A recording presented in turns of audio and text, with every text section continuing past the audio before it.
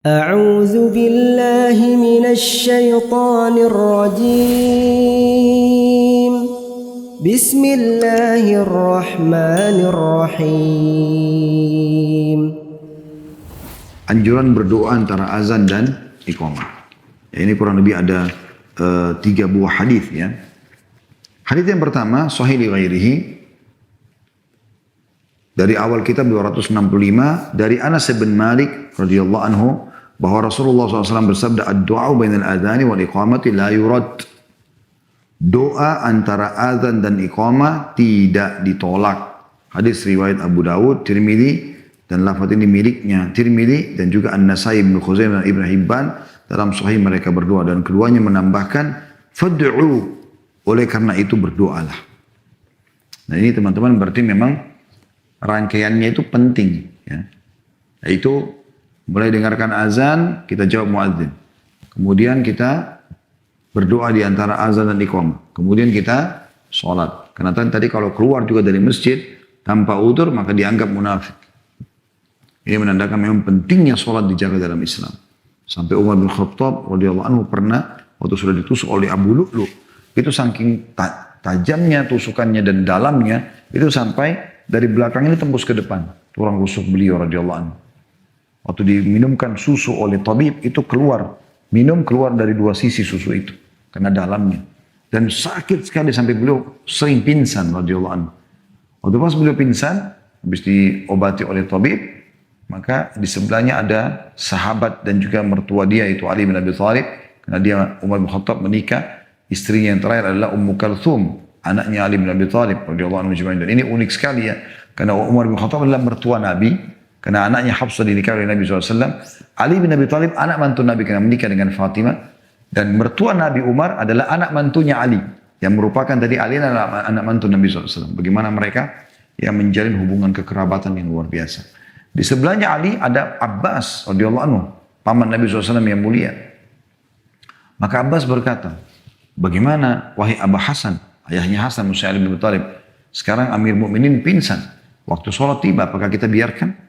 Nanti tunggu dia bangun baru dia sholat? Kata Ali, tidak. Saya tahu cara membangunkannya. Maka Ali pun mendekati kupingnya sambil mengatakan, ya, as-salah ya Amir Mukminin. As-salah ya Amir Mukminin. 2 atau 3 kali. Salat wahai Amir Mukminin. Salat wahai Amir Mukminin. Kata Ali, tiba-tiba Amir Mukminin Umar yang tadi pingsan ini bangun. Tiba-tiba kaget dengan ucapan ini. Luar biasa orang beriman itu. Langsung dia duduk, dia mengatakan iya. Tidak boleh ada penilaian positif kedudukan bagi dalam Islam bagi orang yang tidak sholat. Jadi luar biasa dalamnya itu. Hadis yang kedua yaitu sahih di ghairihi, nomor hadisnya 266 dari Sahal bin Sa'ad radhiyallahu anhu, dia berkata Rasulullah SAW bersabda sa'atani tuftahu fihi ma'abwabus sama wa qallama turaddu ala da'in da'watuhu inda hudurin nida' was-saffi fi sabilillah. 2 waktu yang padanya pintu-pintu langit lagi dibuka lebar-lebar, dan jarang sekali, atau bisa dikatakan tidak ada orang yang berdoa pada waktu itu ditolak doanya, ialah pada saat seruan azan dikumandangkan dan pada saat berbaris dalam perang di jalan Allah. Jadi teman-teman ini luar biasa. Oleh karena itu ingat, menjawab panggilan muadzin, mengucapkan seperti diucapkan muadzin, yakin dalam hati, dijamin masuk surga. Berdoa antara azan iqamah mustajab, diterima. Hajat apapun semuanya kecil di depan zat yang maha agung Allah Al-Azim. Jadi walaupun Anda anggap masalah Anda besar, hajat Anda besar, tetap saja kecil di mata Allah Subhanahu wa taala. Lalu salat awal waktu adalah amal yang paling Allah cintai, karena seorang sahabat bertanya dalam hadis Bukhari Muslim, ya Rasulullah, amal apa yang paling Allah cintai? Ayu amal habbu ilallah. Maka Nabi SAW mengatakan as-salatu ala waktiha. Salat pada waktunya. Jadi ini rentetan yang harus kita jadikan sebagai sebuah prinsip hidup. Gak ada lagi negosiasi urusan dunia, gak ada lagi meeting, gak ada lagi transaksi, nggak ada apa-apa pokoknya di waktu itu. Yang ada adalah Jawab muadzin, berdoa diantaranya azan dan iqamah, dan juga sholat langsung setelah itu. Dan dalam lafaz lain mengatakan, "Thintani la turaddan, au qallama yuraddan, ad-du'a indan nida wa indal ba'si, hina yulhimu ba'duhum ba'dha." Dua waktu yang tidak ditolak atau jarang ditolak, yaitu doa pada saat azan, ya, dan pada saat pertempuran berkecamuk manakala sebagian menyerang sebagian yang lainnya. Juga diriwayatkan oleh Abu Daud, Ibnu Khuzaimah dan Ibnu Hibban dalam sahihnya, hanya saja dia berkata, inda huduris shalah, pada saat datangnya salat itu. Jadi teman-teman, kalau kita mau memilih mana kira-kira yang lebih mudah di antara kedua itu, kita pilih azan. Kalau jihad itu butuh kebesaran jiwa dan harus memang ada kejadiannya. Kita lagi berkecamuk sama musuh, lagi tangkis-tangkisan, serang-serangan, di situ doa diterima supaya Allah berikan kita kemenangan. Tapi itu kan tidak setiap waktu terjadi. Kalau antara azan dan iqamah setiap saat terjadi. Satu hari 5 kali Anda punya. Teman-teman, waktunya pendek sekali. Kadang-kadang masjid ada yang cuma 2 menit, ada yang 3 menit, ada yang mungkin 5 menit. Yang betul-betul mau memberikan spare waktu 15 menit. Dan syaitan subhanallah sering kali membuat kita menganggap itu adalah waktu yang sangat lama. Kita kalau masuk ke restoran untuk urusan dunia, hanya untuk urusan perut, mau makan misalnya. Kemudian kita pilih makanan favorit kita. Kata waitressnya, mungkin ini 15 menit pak, 15 menit bu. Oh nggak apa-apa, masalah, tunggu. Sambil ngobrol, main handphone. Tapi kalau kita masuk masjid, kita lihat di jam di kita nih 15 menit, itu syaitan luar biasa godaannya. Lama sekali. Kalau perlu keluar cari masjid lain. Ya.